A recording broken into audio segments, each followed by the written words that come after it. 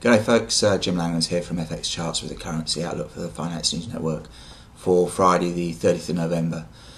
Currency market today was pretty much a mirror image of yesterday really, in that the currencies were generally bid against the US dollar, and everything was really quite positive until the US Speaker of the House, John Boehner, reversed his comments of the previous session and said that really he could see that no progress had been made in the talks to avoid the fiscal cliff over the last 2 weeks. So that took the wind out of the sails really, and now we've got the euro back pretty much where it was this time yesterday.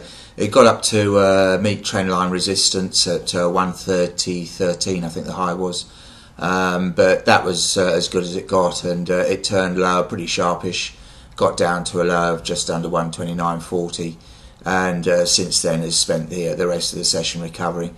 So really everything remains pretty much range bound, and we're not really going anywhere very fast, I don't think, today. But that remains to be seen, of course, but it looks like another 129, 130 range for the time being. Elsewhere we've got dollar yen, that's at 82.10. That held good support yesterday at 81.70, where there was a decent bid apparently. And it's at the top end of its range, but it can't break above 82.20 at the moment, so we're stuck within the 50-point range. I think we might see a little bit more dollar strength later in the day, but for the next few hours I think 81.90 to 82.20 will probably cover it. Cables at 160.35, that was pretty choppy within a 40-point range, but ended up going nowhere fast. And dollar Swiss following the euro around, and that's recovered from its lows. Currently sits at 92.80.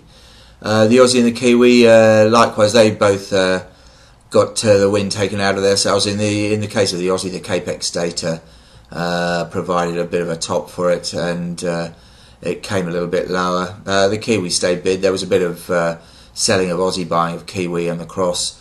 Now that it looks as though there could well be an RBA rate cut next week, so there was a bit of position squaring in the Aussie. And it got down to 104.17, I think the low was. But there's good bids down there, 104.20 to 104 the figure, there's good bids, and below 104. So it looks like a bit of a range session again for the Oz, and 104.20, 70, 104.15, 60 should cover it, I think, today. The Kiwi's currently sitting on a bit of support at 82.25. I don't think we're going much under 82, although if we do, we might see a bit of acceleration. But I'm still mildly positive for a look at 83, the figure in the Kiwi, over the next couple of days. That's really about it today. There's a fair bit of data out later on. We've got the German retail sales. The Bundestag is going to be voting on the release of the funds for the Greek bailout package, which should be a formality. We've also got EU unemployment and CPI data. And then from the States we've got personal consumption and expenditure.